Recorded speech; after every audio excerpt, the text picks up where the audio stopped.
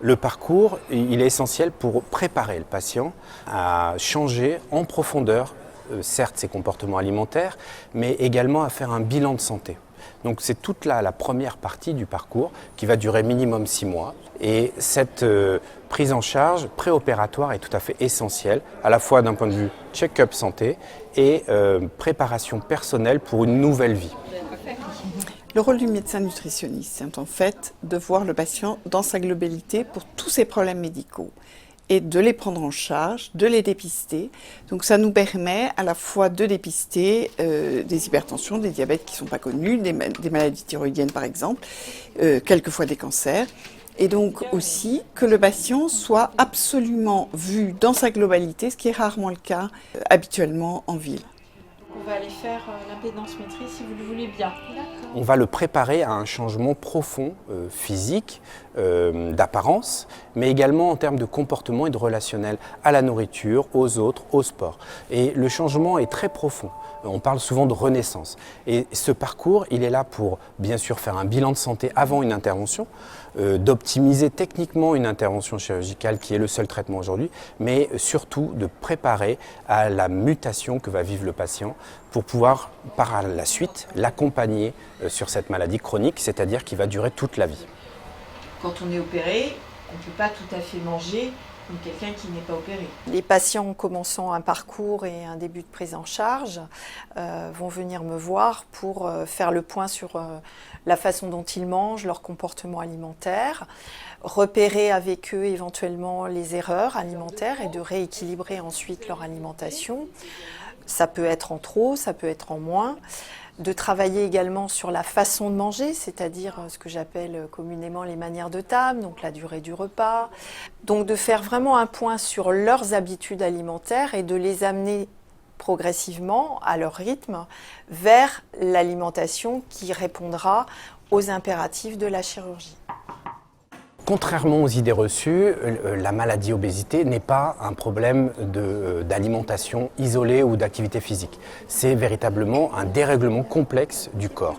Et la première étape dans le parcours que nous mettons en place, c'est de sortir de ce sentiment de culpabilité qui est reporté par la société tout entière avec la grossophobie et avec des préjugés qui pèsent sur le patient. Au niveau alimentation, elle m'a pas dit qu'il y avait une grande différence par rapport à l'année précédente. À l'Institut Montsouris, nous avons une équipe bien sûr multidisciplinaire, comme il est recommandé, mais une spécificité est celle de la présence d'un psychiatre qui va voir tous les patients. Le rôle du médecin psychiatre est d'accueillir et d'accompagner les patients dans leurs éventuelles difficultés psychiques et de trouver éventuellement des solutions qui leur permettraient de poursuivre leur objectif dans la filière bariatrique. Il y a peu de pathologies psychiatriques qui excluent définitivement les patients. Ce sont souvent des problématiques transitoires, l'une des principales étant les troubles du comportement alimentaire. Ces troubles du comportement doivent être traités pour permettre aux patients d'envisager les meilleures solutions techniques possibles et d'éviter d'éventuelles rechutes ou récidives de leurs troubles. Le rôle du psychologue consiste à favoriser la mise en place de la parole et donc à travers les ateliers et le suivi individuel, nous allons pouvoir promouvoir un lieu d'écoute et d'échange en ce qui concerne le questionnement du patient du devenir post-chirurgie. Normalement, ils arrivent avec beaucoup d'inquiétudes de qu'est-ce qui pourra changer, comment est-ce que ça va changer. Et là, on va commencer à pouvoir discuter avec eux, les accompagner, les orienter. Très bien, donc on va aller au bloc opératoire. Pour ce qui est de la chirurgie, qui est le point crucial, nous avons opté pour une technique la moins invasive, la moins agressive possible, en réalisant de la cœlioscopie, mais par une seule petite cicatrice d'environ 2,5 cm, ce qui nous permet d'avoir une réhabilitation plus rapide, un lever, peut-être moins de douleur.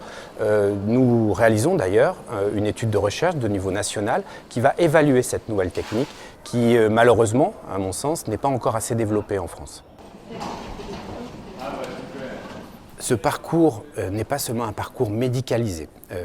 Nous avons intégré le monde associatif avec l'association des Poids Plumes qui travaille sur des groupes de parole, des temps en dehors de l'hôpital, sur des marches et autres rencontres.